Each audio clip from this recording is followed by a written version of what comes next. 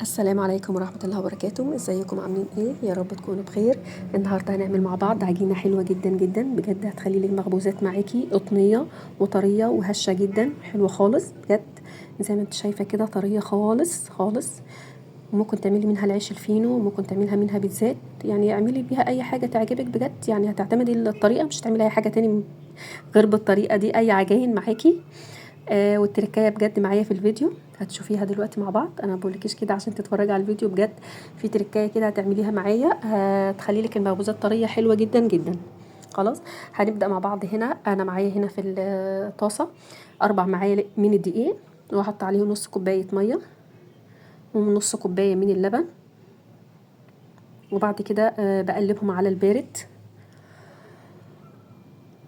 وبعد كده بتاخديهم على النار، بترفعيهم على النار لغايه ما يبقى قوام كريمي خالص كده، زي بالظبط كده المهلبيه او اتقل سنه. خلاص، وبعد كده بتركنيها خالص لما تبرد تماما، يعني مع نص ساعه كده مثلا او ساعه. ومعايا هنا المكونات الباقيه: 5 كوبايات من الدقيق، وكوبايه من اللبن، معلقه كبيره خميره، وبيضه واحده، و3 معالق من السكر، وذره ملح، ومعلقتين زبده كبار، او السمنه لو ما عندكيش عادي مفيش مشكله. بنزل بال3 معالق السكر وذره الملح، وبعد كده بنزل بقى بالبيضه، بيضه واحده، وبدوبهم كويس. خلاص، وبعد كده بنزل بكوبايه اللبن عليهم برضو، وببدا اقلب فيهم حلو جدا لغايه ما السكر يدوب معايا تماما. بتقلبي فيهم حلو خالص، ويا ريت اللي ما اشتركش في القناه يشترك عشان يوصل له كل جديد، ولايك وشير. وبعد كده بنزل بمعلقه كبيره من الخميره وبقلبها برضو. وبعد كده بنزل بقى عليهم بالخلطه اللي انا عملتها، اللي هي الدقيق واللبن اللي عملتهم على النار، كان خلاص بردوا تماما. وبعد كده بنزل بيهم على الخليط اللي عملته، وبقلبهم كويس جدا جدا لغايه ما يمتزجوا مع بعض. يعني تخليهم يختلطوا كلهم كده مع بعض كويس. تمام. وبعد كده هننزل بالدقيق بقى واحده واحده، انا مش هنزل بالكميه كلها. يعني عندي 5 كوبايات من الدقيق، بنزل بحوالي كوبايتين. اولا بيسهل عليا العجين، ولغايه ما اعرف هل هحتاج ال5 كوبايات كلها ولا لا. اولا العجينه دي هتبقى طريه، يعني ما تخليهاش ناشفه. انا بنزل هنا بنص الدقيق بقلبه شويه لغايه ما يختفي، وبعد كده بنزل بالكميه التانية. خلاص، انا كده هنزل بالكميه التانية من الدقيق، بفضل اعجن فيهم لغايه ما تلمي معايا خالص. وبرده هتلاقيها بتلزق في ايدك شويه، ما تحطيش دقيق. انزلي بمعلقتين الزبده بقى كده خالص، في الاخر خالص انزلي بمعلقتين الزبده، هما بقى اللي هيخلوا لك العجينه تتلم خالص معاكي، وهتبقى طريه ومش ملزقه في ايدك. يعني انا ما احتاجتش احط دقيق خالص. خلاص، بتبداي تعجني فيهم لغايه ما الزبده تختفي تماما. بصي ملمسها طري وفي نفس الوقت مش بتلزق. بعد كده انا كان معايا بوله تانية حاطه فيها رشه دقيق كده عشان ما يلزقش. وبعد كده هدخلها الفرن. انا كنت مسخنه الفرن 10 دقايق وطفيته عشان الجو شتا عشان تخمر معايا.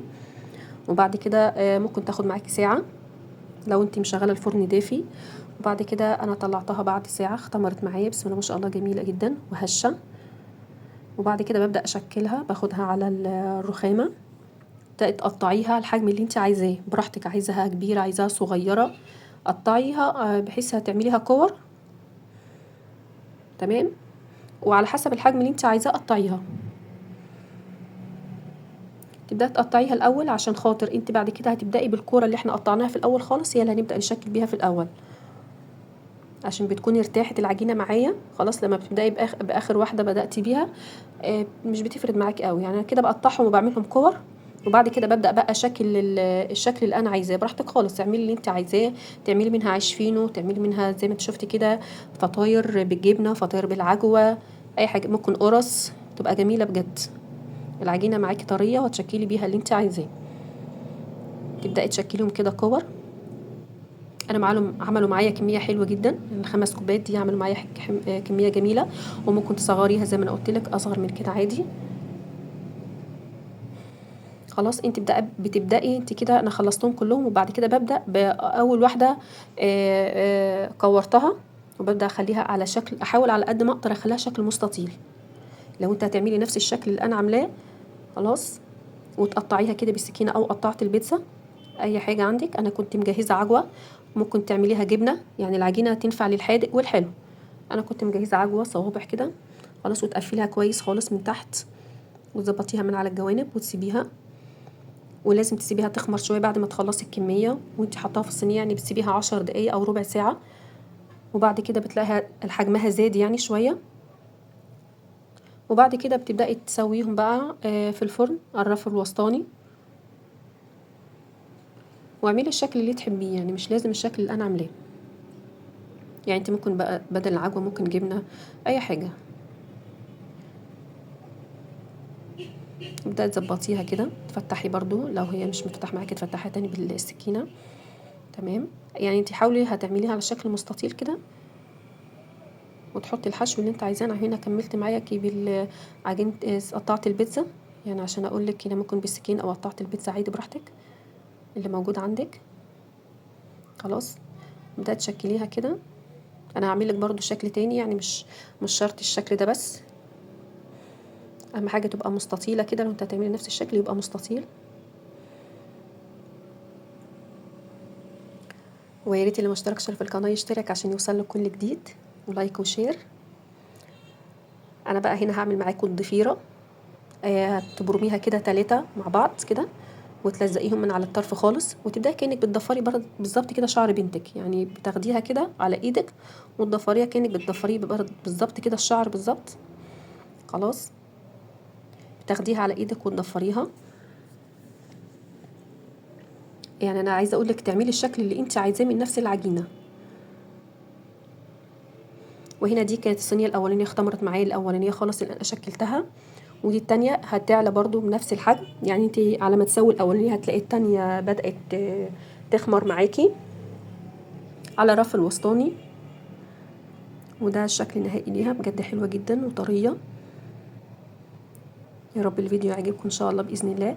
بجد مش هتخسري حاجه. جربي بجد الطريقه دي حلوه جدا جدا جدا. بجد طريه وهشه ولذيذه جميله قوي. ويا رب تكون الحلقه عجبتكم. بألف هنا وشفا يا رب عليكم.